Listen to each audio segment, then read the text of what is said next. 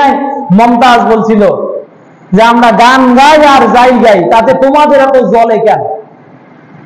বলছিল না কিছুদিন আগে মমতাজ পাগলি, এখন আর দেখাই যায় না, কোথায় যে গেল। আমরা বলছিলাম, আমরা বলি এই জন্য ভাই, তুমি গান গাও, মদ খাও, গাঞ্জা খাও, জাহান্নামে যাও বা জান্নাতে যাও, আমাদের কোনো মাথা ব্যথা নাই, কিন্তু আমরা নিজেরাই বাঁচতে চাই। তোমার ওই গানের কারণে যেন বাংলাদেশে ভূমিকম্প না হয়, তোমার ওই গানের কারণে, তোমার ওই বেশ্যাবৃত্তির কারণে আমার বাংলার জমিনে যেন কোনো আযাব আর গজব না আসে, এই জন্য আমরা তোমাকে আপাতত ওইটা থেকে থামাতে চাই। আমরা যদি মরে যাই তারপরে তুমি যা ইচ্ছা করবে। কথা বুঝতে পারেননি তো? মুসলমান একটা মরবে, হাজারটা গজাবে। আমরা যেমন আজকে দাওয়াতি কাজ করব, আমাদের সন্তান, আমাদের পরবর্তী উত্তরসূরি তারা কি করবে না? তার মানে পৃথিবীতে কাফিরের জায়গা হবে অমুসলিম। তুমি অমুসলিম হতে পারো কিন্তু অন্যায়কারী হইতে পারো না। তুমি অমুসলিম হতে পারো, ইসলামী রাষ্ট্রে তুমি নির্দিষ্ট শর্তে থাকতে পারো, আমরা তোমার বাড়ি পাহারা দেব, কোনো সমস্যা নেই, কিন্তু তুমি অত্যাচার করতে পারবে না। সম্মানিত ভাই সব, তাহলে এতক্ষণ পর্যন্ত আমি আপনাকে যেটা বলছি সেটা যুব সমাজ, তোমার রেসপন্সিবিলিটি তোমাকে বললাম, অবসর সময় কাজে লাগাতে হবে। কাজে লাগাবো কিভাবে? দাওয়াতি কাজের মাধ্যমে। কিসের মাধ্যমে? দাওয়াতি কাজের মাধ্যমে, আল্লাহর জিকিরের মাধ্যমে। আল্লাহর জিকির করব মানে নিজের দায়িত্ব পালন করব, আমি নিজে বাঁচবো এইভাবে, ওর পাপের কারণে যেন আমাকে মরতে না হয়, এজন্য তাকে ওই পাপ থেকে ফেরানোর চেষ্টা। রাজি আছি তো ইনশাআল্লাহ? এবার আসেন, আমি এই পর্যায়ে এই পয়েন্টটা ছেড়ে দিলাম। আমার ভাই, তোমার চরিত্র বোঝা যায় তোমার বন্ধুকে দেখলে, যায় না? ইংরেজিতে একটা কথা আছে, a man is known by the company he keeps. একজন মানুষের দিকে তাকালেই বোঝা যায় সে কার সাথে ঘোরে। আছে না নাই? পবিত্র কোরআনে আল্লাহ তাআলা বন্ধুত্বের মানদণ্ড দিয়েছেন। দেখেন, আল্লাহ কিছু মানুষের কথা বলছেন আর বলছেন এআই ওর বন্ধু, আর কিছু মানুষের কথা বলে বলছেন ও ওর বন্ধু, আর কিছু মানুষের কথা বলে বলছেন ও ওর বন্ধু। তুমি মুমিন, তুমি কার বন্ধু সেটাও দেখো। আসেন দেখি তাহলে কে কার বন্ধু। বন্ধুত্বের ওয়াজটা পড়ে করে আগে দেখি আল্লাহ কি বলছেন। আসেন সূরা তাওবা আয়াত নম্বর ৭১। আল্লাহ বলছেন, ওয়াল মুমিনুনা ওয়াল মুমিনাতি বা'দুহুম আউলিয়াউ বা'দিন। পৃথিবীর মানুষ জেনে রাখো, একজন মুমিন আর এক মুমিনের বন্ধু। একজন মুমিন আর এক মুমিনের বন্ধু। শুধু বন্ধু নয়, ইন্নামাল মুসলিমুনা ইখওয়া ফাআসলিহু বাইনা আখাওয়াইকুম। একজন মুসলমান আর এক মুসলিমের দ্বীনি ভাই, সুতরাং একটু টোকাটুকি হইলেই ভাইকে কাফের ফতোয়া দেওয়া যাবে না, ভাইকে কাছে টানতে হবে। আয়নার মতো কাজ করে। আল মুসলিমু নারাতুল মুসলিম, একজন মুসলিম আর একজন মুসলিমের আয়না স্বরূপ। এরপরে আল্লাহ বলছেন, এই আয়াতটি পাবেন সূরা জাসিয়া আয়াত নম্বর হলো 19। ওয়া আন্নাজ জালিমিনা বা'যুহুম আউলিয়াউ বা'দিন। প্রথম নম্বর বললাম মুমিন মুমিনের বন্ধু, জালেম পরস্পর জালেমের বন্ধু। একটা গ্রুপ পাইলাম মুমিন, একটা পাইলাম জালেম, আরটা বলছে আল্লাহ তাআলা ওয়াল্লাযীনা কাফারু আউলিয়া বা'যুহুম আউলিয়াউ বা'দা। সূরা আনফাল আয়াত নম্বর হলো ৭৩। কাফির যারা, কাফিরদের বন্ধু। তাহলে আল্লাহ কিন্তু পাঠ করে দিয়েছেন, মুমিন তুমি যদি ইমানদার হও, তুমি তোমার বন্ধু খুঁজবা ইমানদারকে। এই যুবক ভাই, তোমাকে বলছি শোনো এবার, তুমি যদি বলো যে আমি ইমানদার, তাহলে তুমি কোনো বেঈমানের সাথে মিশতে পারবে না। কোন বেঈমানকে অন্তরঙ্গ বন্ধু হিসেবে গ্রহণ করতে পারবে না, কোন ইহুদিকে অন্তরঙ্গ বন্ধু হিসেবে গ্রহণ করতে পারবে না, কোন খ্রিস্টানকে অন্তরঙ্গ বন্ধু হিসেবে গ্রহণ করতে পারবে না, কোন মুশরিককে, কোন মূর্তি পূজারীকে, কোন ঠাকুর পূজারীকে, কোন এরকম যারা চূড়ান্ত রূপে আল্লাহর বিরুদ্ধে বসে আছে তাদেরকে বন্ধু হিসেবে গ্রহণ করতে পারবি। আর আপনি বলবেন যে আমি তো কই খ্রিস্টানকে তো বন্ধু বানাই নাই, আমি ইহুদিকে তো বন্ধু বানাই নাই। তো তুমি যে ইহুদির মিশানো কলা খাও, এটা কি তাকে বন্ধু বানানো নয়? তুমি যে খ্রিস্টানের চাল চলনে এখন ওই যে কাটা প্যান্ট পরে রাস্তায় ঘোরো, এটা কি খ্রিস্টানকে বন্ধু বানানো নয়? আল্লাহর নবী তো বলছেন, মান তাশাব্বাহা বিকাউমিন ফাহুয়া মিনহুম, যে ব্যক্তি যে সম্প্রদায়ের অনুসরণ করে সে ওই সম্প্রদায়। আল্লাহ রাসূল সাল্লাল্লাহু আবু দাউদের হাদিসে বলছেন, আল মারউ মা মান আহাব্বা, যে ব্যক্তি যার সাথে ঘোরে কিয়ামতে তার সাথে উঠবে। ফালিয়ানজুর মান ইউখালিল, সুতরাং তুমি পৃথিবীর জমিনে দেখে নাও তুমি কার সাথে বন্ধুত্ব করছো। আল্লাহ তাআলা চূড়ান্ত ঘোষণা করে দিয়েছেন, লা তাত্তাখিযুল ইয়াহুদা ওয়ান নাসারা আউলিয়া আউলিয়া বা'দুহুম বা'দা, তোমরা ইহুদি খ্রিস্টানকে বন্ধু হিসেবে গ্রহণ করো না, তারা একে অপরের বন্ধু, তারা তোমাদের বন্ধু নয়। সূরা বাকারাতে আল্লাহ বলছেন, ওয়ালান তারদা আনকাল ইয়াহুদ ওয়ান নাসারা হাত্তা তাত্তাবিআ মিল্লাতাহুম, তুমি যতই মনোরঞ্জন করো না কেন ইহুদি আর খ্রিস্টানের সাথে তোমার বন্ধুত্ব হবে না, তুমি তাদের মন জয় করতে পারবে না যতক্ষণ পর্যন্ত না তুমি নিজে ইহুদি হও, যতক্ষণ পর্যন্ত না তুমি নিজেই খ্রিস্টান হও। তুমি খ্রিস্টান হলে খ্রিস্টানের বন্ধু হতে পারবে, তুমি ইহুদি হলে ইহুদির বন্ধু হতে পারবে, তুমি মুশরিক হলে মুশরিকের বন্ধু হতে পারবে।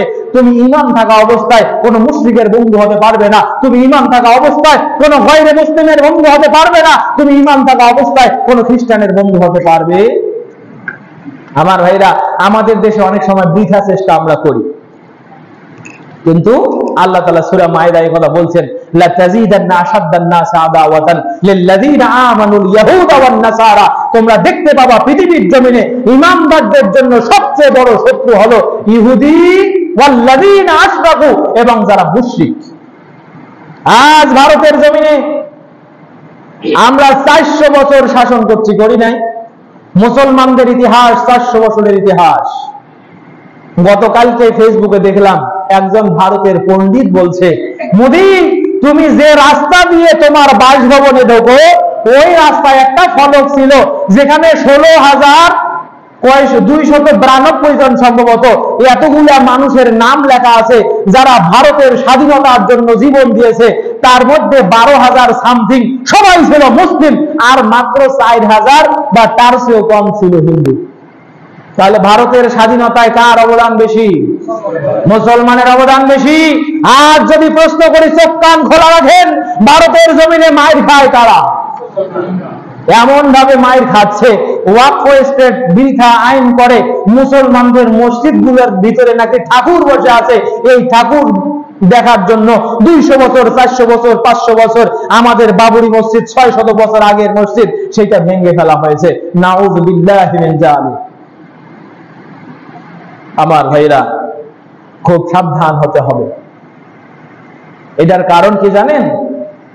এটার কারণ হলো আমরা দুধ কলা দিয়ে আমাদের ওই পূর্বের পুরুষেরা ওই 400 বছর যখন শাসন করেছিল, তারা যদি তখনই হিটলার জমানায় পৃথিবীর জমিনে 3 লক্ষ ইহুদিকে হত্যা করেছে, তারা যদি তখনই এই দুর্ধর্ষ মুশরিকদের গলা টিপে ধরতো, আজকে আমাদের এই বাংলাদেশের পাশেই ভারতের জমিনে আমার ভাই মুসলিমের রক্ত আমাদেরকে দেখতে হতো না।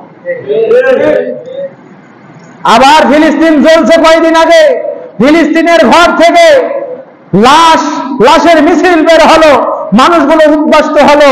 যেই মুহূর্তে আবার ইসরায়েলে আগুন ধরলো, ফিলিস্তিনের প্রেসিডেন্ট সে আবার ইসরায়েলকে পানি দিয়ে সাহায্য করার জন্য অফার করলো। এ ভাই, তোমাকে এত ভালো হইতে হলো কেন?